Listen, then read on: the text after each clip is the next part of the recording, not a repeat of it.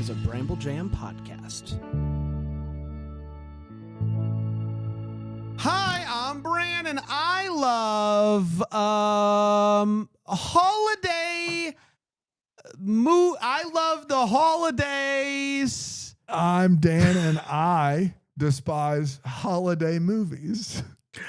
I'm Alonso, and hashtag not all gays. And this is the Hallmark podcast. Deck the Hallmark, it's his podcast. Brandon and friends host his podcast. We hope you like this jolly podcast. You know, Yeah.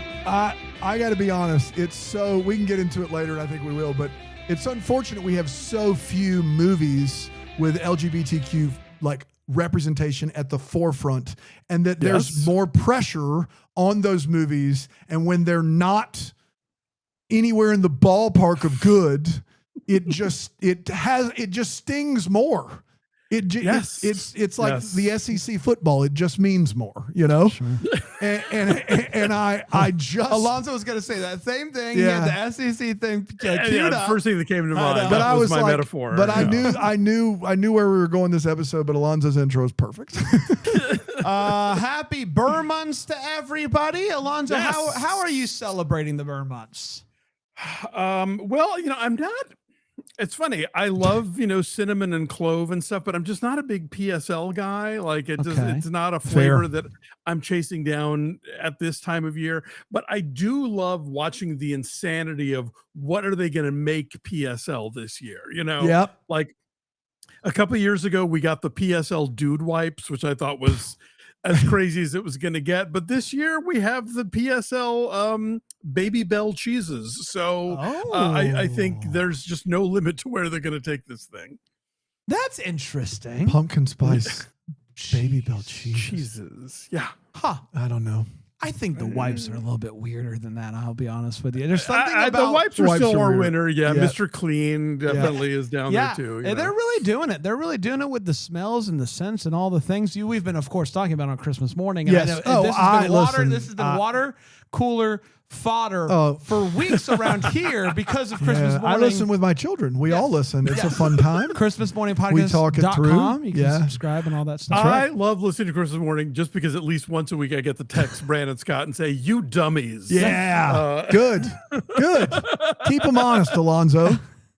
Good. No, bless their hearts. They're young. They didn't know the Dandy Warhols was a band, Listen, but it's a thing for me. It's a thing. No, and I appreciate the weekly reminder from Alonso that I'm a massive disappointment. I will say, in my all who love me, in my early listening journey of Christmas morning, they would get to the TV where Scotty reads the TV guide, and they would both talk about a show that they didn't know what it was, and I knew what it was, and I would be like, "How do they not know what this show is?" Don't worry. Yeah. Well, there's Gary. That's the liminal space that I live in. That's right. Yeah. Fair. Yeah. Fair. And your book is coming out soon? One of these days. Yeah. At any minute now. You can still pre-order second revised and updated edition. Have yourself a movie Little Christmas wherever books are sold. That's right. And we're talking the Holiday Exchange today, which could be in the next version of 2 of your books if you really wanted to. I mean, it does straddle the chasm between my 2 fields of expertise. Yes. So there you go. Do with that what if you ever write another Hollywood Pride and this makes it, I'm not buying it. I want to say this one's in the chasm, but we'll get to it. Let's get to the Holiday Exchange. It originally dropped on various VOD streamers out there on October 1st, 2024. I guess they premiered first on Great American, right? My guess is they. I don't know. I don't have any insight. My guess is like an October 1st premiere screams we shopped it around and no one bought it. So well, and this one also there was something not to cut off your recap, but there was a weird thing where like it dropped and our friend Sleepy Kitty Paw talked about it, and then I guess maybe it dropped too early, so then they yanked it. But I did manage to actually watch it during that window when it was on. So this was my second viewing. You're welcome. Oh, yes. Wow. Yes. You're welcome. So I don't know if October 1st was the too early date or the actual date. Yeah, I forget now. And it went a little something like this.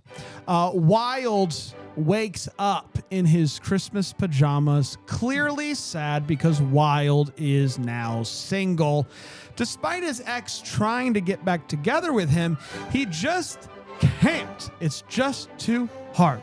He decides that he needs to get out of this place. He needs to go have himself a holiday exchange. So he hops on everybody's favorite website, Mister B&B, you know it, you love it, to find a place. And he stumbles upon Oliver's listing of his charming cottage in everybody's favorite town, Brilfax. Luckily, a real place that definitely really exists. Luckily, Oliver happens to be reading a very specific book called Single, Gay, and Holidating Yourself in LA. And where is Wilde from, you might be wondering? LA. Interesting. So they decide they're going to do themselves a little house swap. Wilde goes out to a bar when he gets there and bonds with the folks while trashing his ex. And Oliver goes to the book signing of the book that he's been reading to tell the author all the things that he is getting wrong in his book. Alonso, anyone's ever done that to you? Not to the frequency that I do it to you. I appreciate that. Yes. Yes. As somebody who has this happen to him a lot, boy, did I feel seen. But in the process of telling him all the ways that he's wrong, the sparks begin to fly. The author, Julius, is initially taken aback by the critiques, but sparks are flying. There's nothing he can do about it. Wilde can't stop himself from calling his ex, and it does not go well. When he gets out of his bath, Oliver's cousin Henry just walks on in, not knowing that his cousin was not there. It's a snowstorm. What are you going to do? So they have some awkward banter, and Oliver agrees to let Henry stay here until the storm passes. The next day, they talk some more, and it turns out that Henry, like Wilde's ex, is an actor. So obviously, he's not gonna be interested. No. Not after what happened with There's his no ex. way. Second time, never. No. Spoiler alert, he does. What a holiday exchange. They start hanging out a ton, and after a fun night out, they walk in the snow and they kiss. Nothing can go wrong. Meanwhile, over in LA, Oliver and Julius begin hanging out as well.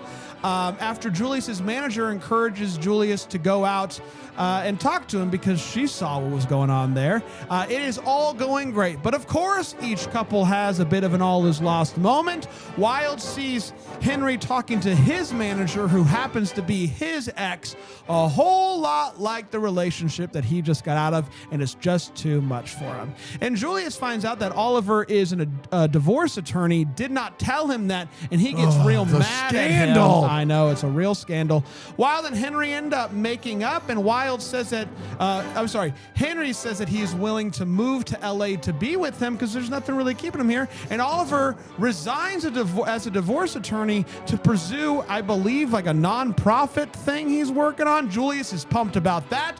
They all agree that they're going to spend New Year's Eve together, and Wilde's parents show up. And that, my friends, was the Holiday Exchange. We did it. We did it. We're going to take a break. We're going to come back, and we're going to break down the Holiday Exchange here on Deck the Hallmark.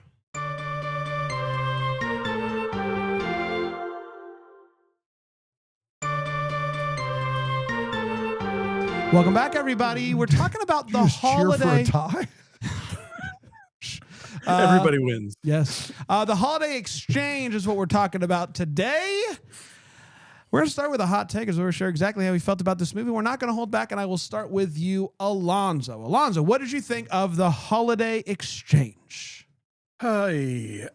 So I just went back and rewatched our recaps of the Groomsmen trilogy because that's, Which, resurfacing by in the world. way, everyone else is also going to get to potentially experience for the first time. We are re-releasing those episodes because the movies are dropping in a place that people will actually watch them. So if you missed our reviews the first time, you'll get to experience them over the next few weeks, and you'll be able to watch them on the YouTube. That's exactly right. That is where I watched them. So I was reminded that in the bleak days of 2019 and earlier, I used to think one day we're gonna get movies like this where like the gay couples are gonna be this boring and sexless, and that will be a great blow for equality. And I guess I got what I wished for. Turns out it just blows.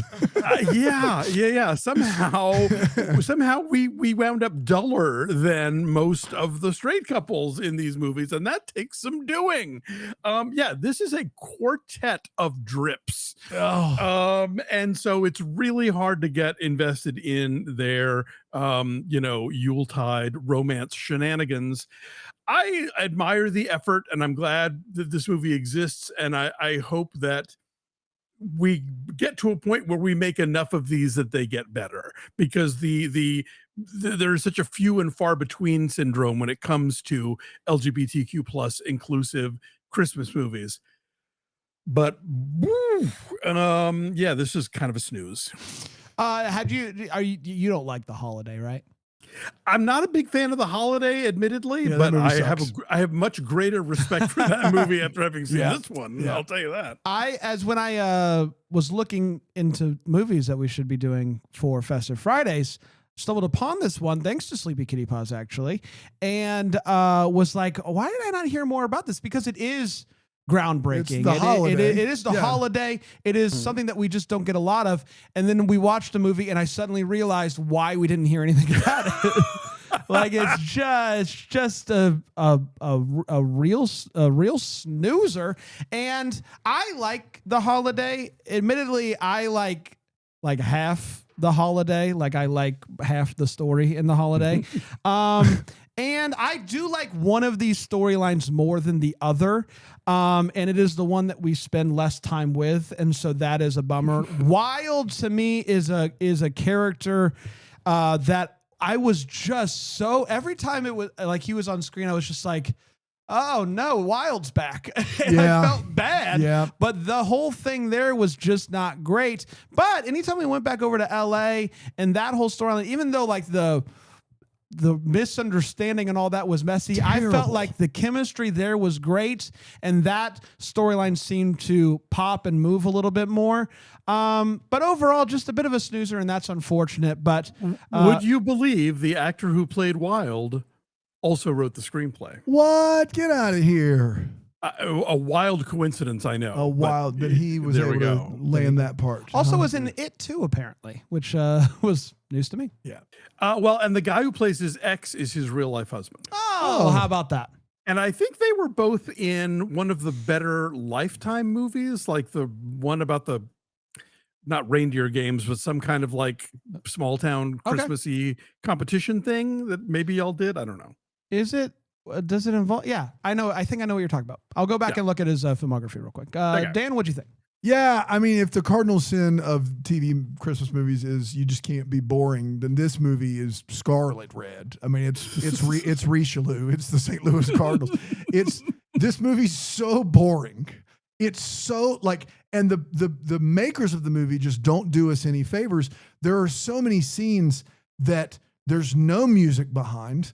Any sort of comedy we're supposed to get, the music and the lighting and the way it's shot, just anything we could have gotten from the actors is gone because of what's around them. And admittedly, music is a big part of The Holiday, and what kind of moves that movie along is that the score part of that movie. And like, that one of the tricks of the trade of these movies is having that dumb public domain, just incessant score in the background that keeps things like moving when the scenes you have to have. This movie feels like a bunch of scenes that were deleted from a better Hallmark Christmas movie because they didn't edit it right or shoot it right or the mics weren't working. Like, guys, this movie is actively bad. I do agree that the LA couple has more chemistry for sure, but there's not a lot to hang your hat on here. It is a really, really tough watch, and the fact that this was just dumped on a bunch of streamers is not surprising at all. It's very disappointing that this is the movie we got to watch. It's boring. It's not interesting enough to be bad. It's just boring. It's so, I didn't care about any of these characters. Tough watch, real tough watch. It is time for all the feels where we talk about what this movie gave us feels, Alonso. Well, I do appreciate the fact that this isn't a movie about gay trauma. Like, everybody is cool with it and has, they've been out for a while and they, have successful lives. And so, like, that's not the issue here that anybody's dealing with. I liked the dead mom conversations and I liked the living mom. I thought, as played by Kyle Richards, I liked how supportive she was and how clearly, like, she and Wilde have this very close bond and they do a lot of stuff together, but not in a way that necessarily feels suffocating. Although he does acknowledge, like, much of what he's accomplished in life has been to make his parents happy. And now, having sold his business, he's ready to kind of forge his own path. So I liked that, at least as an idea, even if it doesn't always, like, manifest itself in the most fascinating way. And I liked how snowy everything in England looked. Yes. Yeah, did it? My feels is that it happened and we did it, and hopefully here's to more, but better. Here's to more, but better. Yeah. Dan? Yeah, that was a really good feels brand. I'd love to take it, but I searched my heart and found nothing. I didn't even find that. We're going to take a break. We're going to come back. We're going to dive into this movie a little bit more with the way what here on Deck the Hallmark.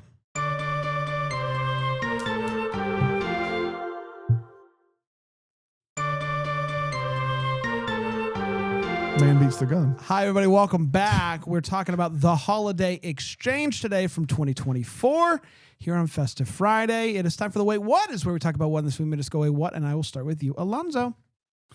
I just want to say, first of all, if you are a parent and you name your child Wilde, W-I-L-D-E, you are basically begging the universe to give you a gay son.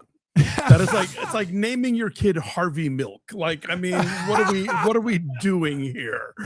And not that you shouldn't. I think a lot of parents, would love to have one, but Milk is the middle name, Harvey Milk. That's great. Yeah. The idea that, like, his parents had to adjust to this. I'm like, you named him Wilde. What did you think was going to happen? I need to camp out on this book for a second because it is 20 kinds of insane. First of all, yes, it is a very specific book about being A, gay, B, at the holidays, and C, in Los Angeles. Specifically in LA, yes. Yeah, like, that's a magazine article. You trying to sell 3,000 copies? Like, that's what you're trying to do? That's it? Yeah, that's a pamphlet. Like, why was Brilfax guy reading that in the first place? It's a worldwide sensation. Yeah. If you happen to be gay he might in be LA, in Southern California in the month of December. You know how it is. And that it's a hardcover, mind you. I was really nuts. And then the cherry on top is the fact that when you look at the cover, the title of the book on the cover, the word gay is in all caps. Why? That's the part you're supposed to yell when reading the title. Was this written by Brittany Murphy and Drop Dead Gorgeous? Gay! I mean, like, come on. It's sorry, I didn't read it correctly. It is single gay and holidating yourself in LA. I apologize. I got it right. Lee, I think you got some good audio there, Lee. Sorry. And then the author, does he, like, also own the bookstore? Because he seems to be answering a lot of questions about, like, where things are located and what the sign up sheet is. And it's like, I've done a few bookstore appearances in my day, and I've never felt qualified to answer questions from patrons about where to pick things up or how. Oh, you're looking for nonfiction? That's the fourth aisle over. Go right. Like, are you kidding me right now? You see Daisy over there in the name tag? She'll will help you out. care of. That's exactly right. Also, yeah, it's funny. These are all about the self-help guy. So he shows up at the LA house with all of the correct ingredients to make a proper figgy pudding, which we have been informed involves beef suet. And I'm asking for a friend, what Los Angeles grocery stores carry beef suet? Wait, Dave White is raising a hand. Where? Okay, obviously, Monsieur Marcel. Yes, Monsieur Marcel. Of course, that's what at I the said. farmers Yes, market of at course. 3rd and Fairfax. Of course, they've got 3rd it. and Fairfax, But yes. he shows up with like generic brown paper bags, like he's gone to a Ralph's or a Vaughn's or something. And I'm like, Clearly did not go to the farmer's market. they ain't got no beef suet. The Monsieur Marcel bags are white with blue That's right. lettering. He put the white bag in the brown bag so he wouldn't cause any. What is Dave White saying? Dave is saying that Ralph's might have it and John's quite possibly. So Ralph's and John's. Ralph's? That's Yeah. like just a chain grocery store out there. yeah, it's our Kroger basically. Yeah. Interesting. Anything But, else? Alonso? anyway, I need to know. I have questions about Los Angeles and beef I am suet. backspacing out of beef suet at Ralph's, which is obnoxious. Yeah, that's fair. Yeah, that's about it. I'm sure y'all have plenty more. Yeah. Which I know you're upset. You jumped at that one. I So did. I was like, yeah. beef suet? Are you kidding me right now? Oh, Who do they think they are? yeah. One. You're at Monsieur Monset's house. Are you kidding me right now? And where did he find chestnuts for that? Oh Yeah, my you gosh, said are you it. kidding me right now? Oliver, when he gets to the LA house, he does the thing that in the holiday, what's her name? Not Cameron Diaz, but Daggum. Kate Winslet. Kate Winslet does Winslet. when she gets to the LA house, which is go and jump on the bed. And that's With fun. his shoes on. That's Ew. exactly right. With his shoes on. It is not your house. Who do you Ew. think you are? I'm Get not out of saying here. I would do This this. is not a Motel 6. I'm saying you're the one sleeping in that bed. If you know you're the only one sleeping in that bed, There's then something, you are though- responsible for what you think should be on the cover on the outside of that bed. There's something about it and not if you being want to my jump bed, with your though. shoes on, It's not your I don't bed. care. It's not your There's bed. a cleaning crew coming. If you want to jump with your shoes on, that's fine. I wouldn't do that on my bed, but I'm not eating potato chips in my bed. You do that in your bed. Yeah. I don't like that. You like for me, he's renting the place. He's gonna be there. Whatever. I don't care. It's not Yeah, his bed. It's yeah. not his bed. Also, the person whose bed you're doing that to is currently in your house, and That's you true. don't want that kind of karma. Yeah, that's right. That's It's right. not like he's gonna know. Does he have cameras. He's set got up? cameras all over the It's a bedroom. different actually. movie. You don't know about that. Wilde does call someone for grocery delivery, which is interesting in the year 2024 even. That's all app-based, right? And how would he, like, when he gets there, did he grocery delivery phone number? Question mark. I don't know how he got it. Yes, I didn't make order for delivery. Yes, hello. And then my last one is Wilde and Henry are out. They're at a dinner. They're having a good time. Some music is playing. They decide we're going to go slow dance. Let's continue to have a conversation while slow dancing. The song comes to an end, and they promptly walk back over to their table and just sit down. And we get to see the whole thing from being seated, going to stand up, and then they both knew. They locked eyes and were like, "We're done. We did what we did it. We did the thing. Successfully slow danced. Congrats. And it is now time for us to head back to our table. Yes, it is. Okay, let's go. And it was very. They hit the That was beats. that was not a restaurant. That was the Cocoa Barn. Oh. Let's be Cocoa Barn. clear. Yes, Cocoa the Barn. Barn. Yes, Yeah. but that they hit the beats of that scene And good. And we're We done. did it. All right, cut. We got it. By the way, I want to throw in Dave White had a great observation about the LA house. That Wilde looks like he lives in a cheesecake factory. He does. That's true. That's true. That's fantastic. Yeah. That's so accurate. Yeah. Yep. All by himself. Yeah. Cheesecake Factory. Dana, Get the buffalo wontons. All to Thank me himself. later. big baby. Cheeseburger spring rolls. Dear God, the echoes in this movie. There are so many guys. There are ways around this. They've been making movies for over a century now. There are so many ways to keep every line of dialogue from sounding like you're in an actual echo chamber. Over half of this movie, the dialogue is said by folks that you can hear their voice bouncing off the walls in this barren set that they're in. And even some of the bad movies we watch fix that. The first time it happened, I was like, man, they didn't really do that correctly. Like, they're going to fix that. They don't fix it. It happens all movie long. It's crazy. They also, I don't know if they wanted to make very sure that they weren't saying Airbnb, because we see the term Mister B&B on a website. But at one point, he talks to Wilde talks to the British guy before they switch, and he goes, "I've never used this app, Mister B&B, before." He says that line like, "I've never used this app before," would be how a normal human being would say that. "I've never used this app, Mr. B&B, before." I don't know why you would have to put that in there. It's a very dependent clause. I think the implication is it's like Airbnb, but gayer. Yeah, but it's also not Airbnb, and we want to be very clear. Let's be very clear about that. That's right. Yeah. This is the most unsafe way to light a gas fire I've ever seen. This is how the Joker burns a pile of money. You can't. You're in a house, gang. You don't say, "Well, what if we cut it wide open, light an open flame, and see what happens?" Yeah, goodbye eyebrows.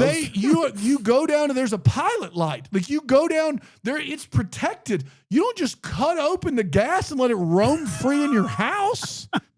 He throws it behind his shoulder. He throws it behind his shoulder like he's in freaking Die Hard. You know what's romantic? Watch this. And then they're burned to a crisp. That was wild. Holiday inferno. The woman that works at the bookstore. Not your house, not your problem. That's right. That's true. That's different. Yeah, That's there not you go. jumping on the bed. That's Jumping on the bed turnabout. hurts no one. That's exactly right. This hurts literally everyone. Cleaners The will take woman care at of the it. bookstore who bribes, says the guy's got to pay her $100 to get this information. She says, "That's why they call me Jenny Hijack."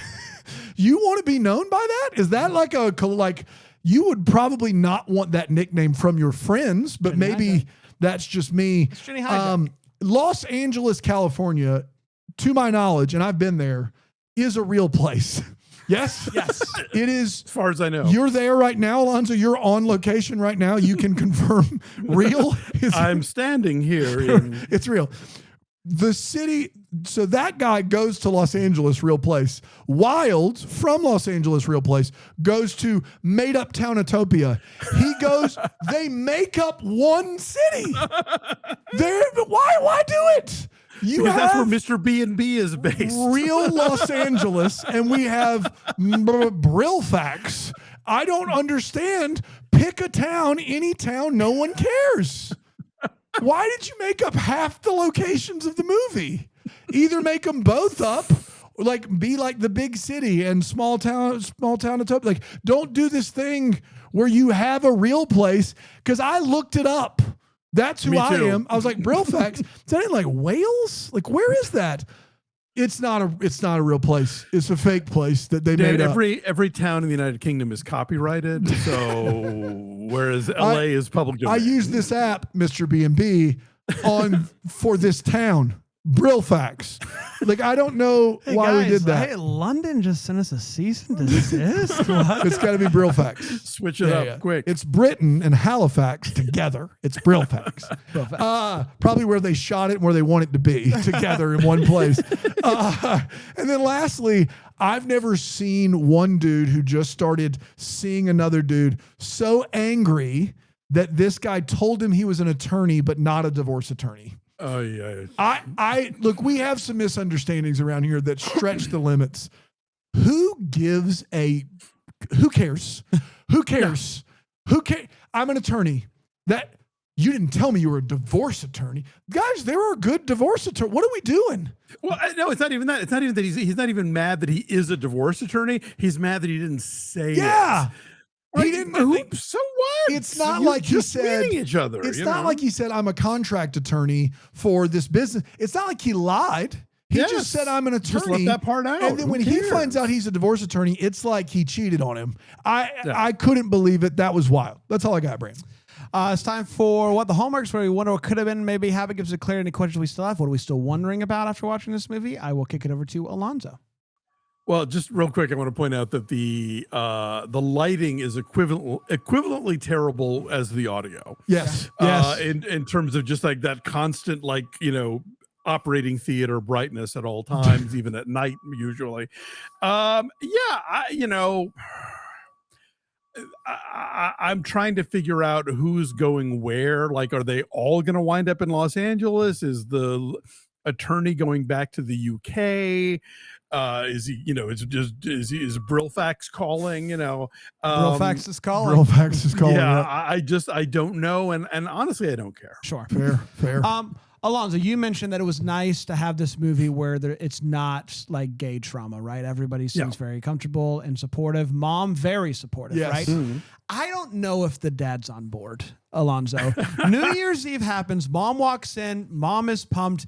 Dad is hating life and does not seem. He doesn't seem nearly as comfortable in a room with 4 gay men as his mom does. Look, I'm sure he's got his SUV has a bumper sticker that says "I'd rather be golfing." On Yeah, it. So, I'd rather be driving a Titleist. You know what I mean? Yeah, he is your basic constipated white dude. So perhaps, but I don't know that he's happy about anything. I don't. He did not seem happy. What is his deal? What? And it's so interesting. Like this, so much of this movie, or not a lot of it, but a lot of Wilde's story is about his mom and his relationship with his mom, and that it's great. And then to have dad show up basically at the end, a background actor, and dad is just miserable, and no one cares. No one cares. That's dad. Dan? Yeah, maybe you guys can answer the question for me because I just missed it. But the lawyer at the end shows up with a new book that is already printed in a hardback cover with a label on the outside. A jacket. No, that was a gift to him from the self-help guy. Okay. He gives him a book about forming a nonprofit, being a charitable. And so that's his way to tell. Who does he give it to? To tell everyone that he's going to do that? Wilde picks it up and is like, oh, hey, zing idea with all this money. I thought he had already written a book in 3 days, and I was very confused about that. So I guess mine is where is everybody staying? Is it Brilfax? Is Brilfax calling? We'll see you later. We'll see. We did, everybody. Congratulations. Next week, we only have a few more left. We have 1, 2, 3 left. That's it. Until we begin our preview show extravaganza. 2 of them, real turds. I can't wait to get to them. Next week, I don't know. Next week could be fun. It's an Up TV movie from last year that I heard some chatter about. It is the Festival of Trees on Up TV. Festival of Trees. Looks like Alonso's seen it before. Maybe. Yeah, there it is. Festival of Trees from Up TV. But don't worry, Alonso. After that, we have Ebenezer, the Traveler, and Civil Christmas. No, my God. It's happening, which I found out, Alonso, is not just a period piece. It is a musical. That's how we're capping off Festive Fridays in a few weeks, folks. Wow. No! I don't know. Oh my God. The war of northern aggression. You'll be begging for a preview show by then. Yeah, well, that's true. I'm trying to beat Dan to submission. Yeah. He's like, give me a 3-hour preview show now, please. All right, we're going to be back next week with a Lost Cause musical. I'll be ready for a preview episode. Festival Trees. Until then, we're the first to wish you a Merry Christmas. Deck the Hallmarks, a Bramble Jam podcast produced by Brain and Gray, and that Greenville in the Bramble Jam Podcast Network studios. To watch all the videos of Deck the Hallmark, you go to deckthehallmark.com, and to listen to these episodes ad-free and join the best corner of the internet, you can go to bramblejamplus.com. We'll do it live.